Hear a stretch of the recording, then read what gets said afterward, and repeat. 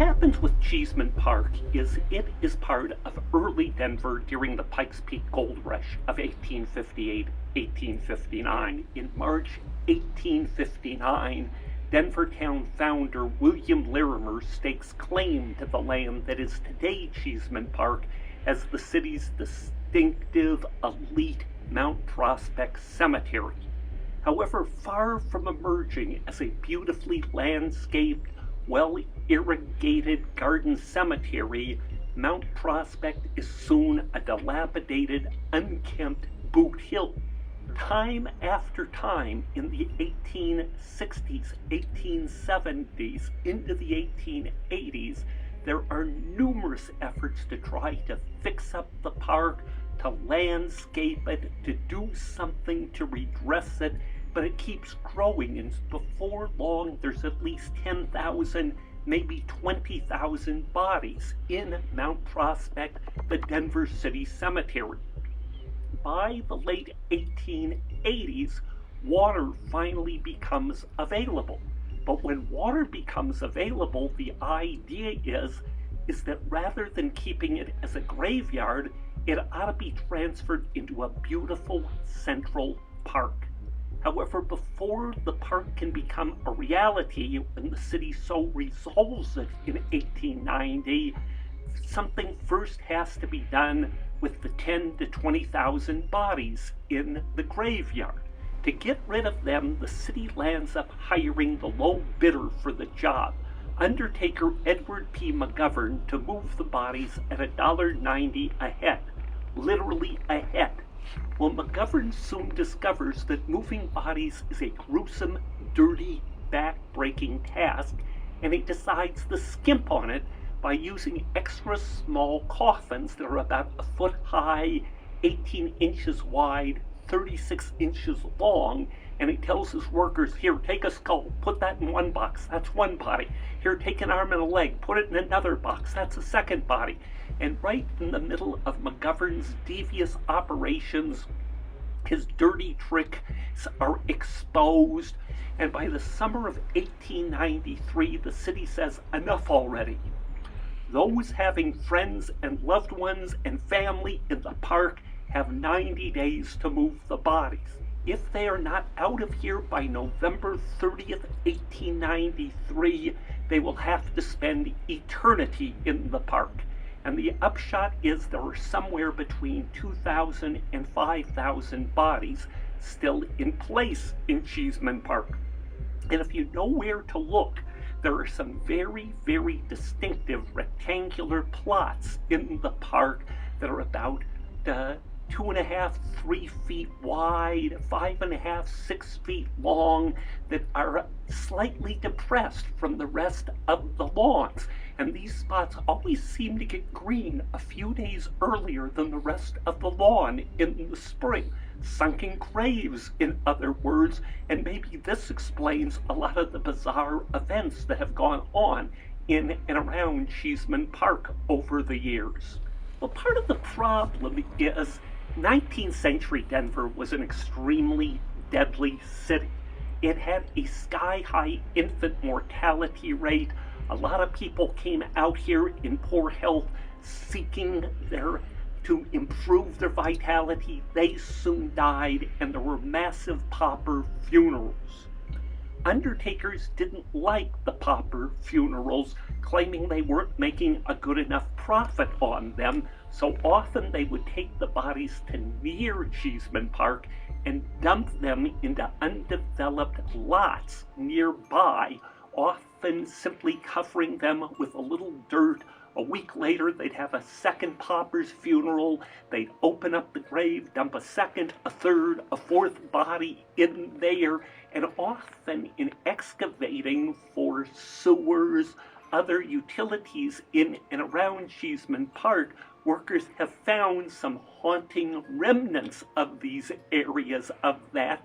And beginning in the 1970s in particular, Denver starts discovering ghosts every place along the way, particularly along Humboldt Street directly to the west of Cheeseman Park.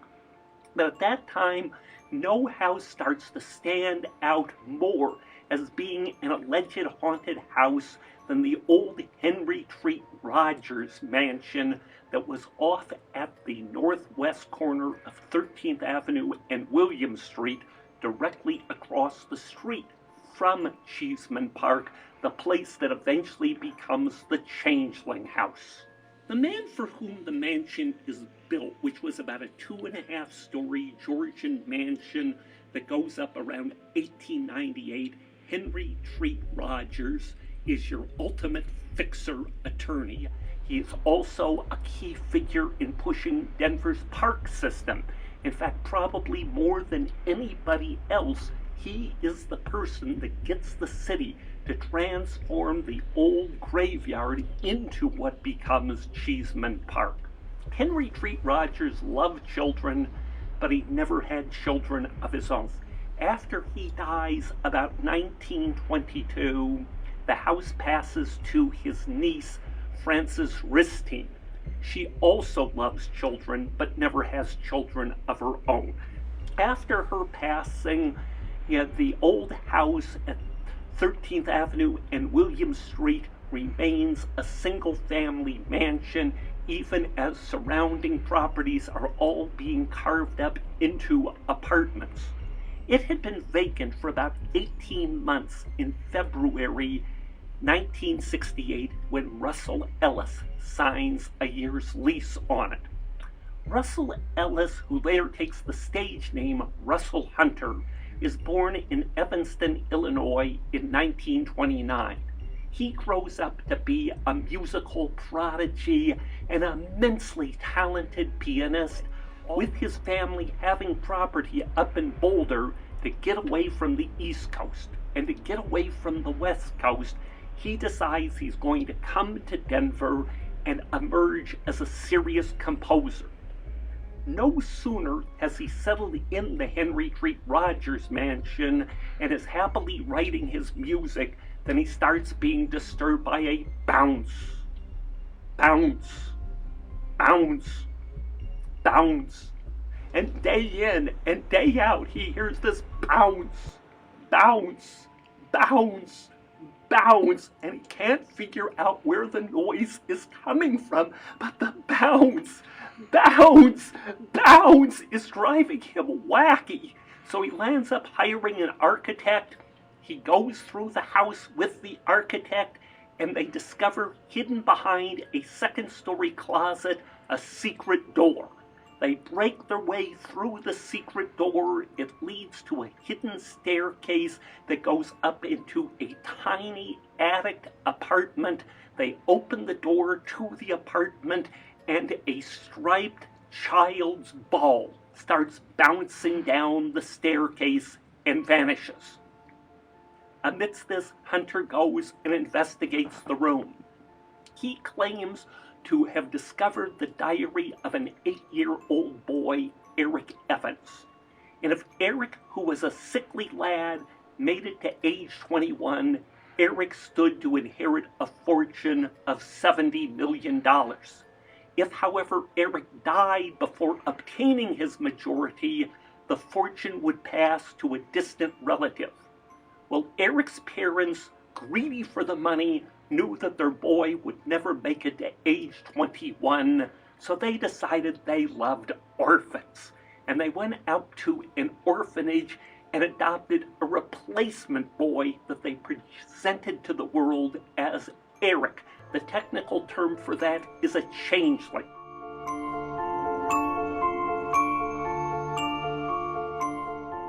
Meanwhile, they lock the real Eric up in the attic, only giving him a red rubber ball with which to play. Well, soon the real Eric dies, maybe he's killed, and his body is dumped at what was then the far southeast edge of town, near South Dahlia Street and Yale Avenue, and the replacement boy grew up to be a prominent Denver businessman politician. Well, now that the dirty deed was out, rather than exposing it to the world, Hunter sat on it. So once more there was bounce, bounce, bounce, bounce. And fearing for his sanity, in April 1968, Hunter called in 10, 12, 20 associates. He told them the story. He led them up to the second-story closet. He showed them where the secret passageway opens up the door to the attic, and the striped bouncing ball again comes down. And this time somebody grabbed the ball, gave it to Hunter. Hunter put it in a lockbox. The next day he drove up to Boulder Canyon, and he tossed the ball out into the Rocky Mountain wilderness and came home glad to finally be done with the cursed ball, only to open up the door to his house, and there's the red rubber ball bouncing down the main staircase. Well, amidst all of this, Hunter is starting to fear for his sanity, and he consults a local psychic, and they have a 3-night-long seance. But amidst all of this, Hunter just won't expose the dirty deed to the world, so it's bounce, bounce, bounce in terms of all of this. Finally, in an act of desperation, he lands up convincing a couple of Episcopal priests that are into spiritualism to exorcise the house. They bless it with Jordan River holy water, and the bouncing ceases. But now the piano starts playing under its own volition. Nailed shut windows open and close themselves on this.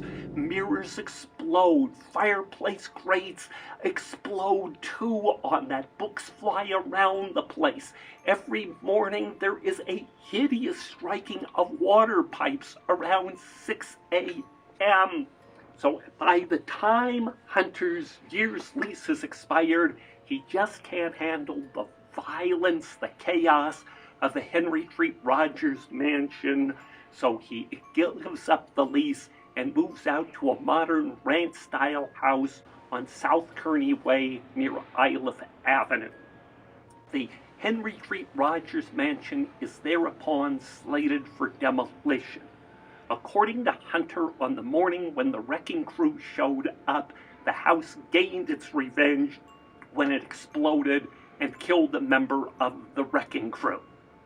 Now the problem becomes, what happens to a ghost when the house it is haunting is no longer in place? That over the years there have been a wide variety of children's programs directly to the north of Cheeseman Park, and often the kids play in the park, and now and then they encounter a sickly 8-year-old playmate with an antique striped play ball on that, who seemingly dematerializes of that, where you need to be aware of what kind of balls might be bouncing around Cheeseman Park. The replacement building, today known as the Summer House at 1313 William Street, is haunted. And over the years, people have unwittingly gone off on the wrong floor on the elevator. And as soon as they're out of the elevator, they suddenly hear beautiful concert hall quality piano music. And if they go and they ask who is in that apartment, they're told there's never been a piano in that apartment. Then late at night, sometimes people going down the stairwell encounter the bouncing ball.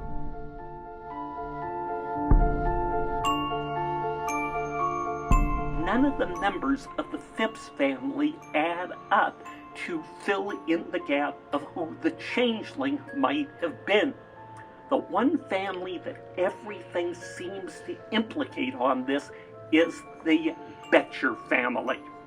Charles I is a stern Prussian immigrant. His son Claude is in his father's footsteps, but Claude's son Charlie Jr., who's born about 1900, the same year allegedly as the Changeling was born on, that is never like his grandfather or father. He has an extremely troubled youth, on this. He later ends up being kidnapped. His wife commits suicide on him. He has severe drinking alcohol problems. And about the time he dies, about 1962-63, he has a 5-year-old nephew, Spicer Breeden. And a close relative of him, Charlene Humphrey Betcher Breeden, plays a crucial role in the Changeling story. Victor and Charlene Breeden are the couple, the developers that knocked down the Henry Treat Rogers mansion and built the summer house at 1313 Williams in its stead. No sooner had they completed 1313 William Street than Charlotte Breeden's health collapses. She lands up dying in her 40s of breast cancer. What exactly did the Henry Treat Rogers mansion look like? And actually the cover art of my book, The Ghosts of Denver, Capitol Hill, is my artist's impression of what the Henry Treat Rogers mansion looked like. And she drew this basically on a photo, or actually it was a newspaper clipping I had given her about the story about the impending demolition of the mansion. If you go over today to the summer house at 1313 William Street, in the lobby they have a picture of the house that they claimed used to stand there for Henry Treat Rogers, which looks quite different than this. And I'm convinced that this house was actually about 5 blocks away over at 18th Avenue and William Street. But then the problem is when you start dealing with ghosts, are you just dealing with them as a cynical, objective observer, or do they subjectively start messing with your mind and sources and other things along the way?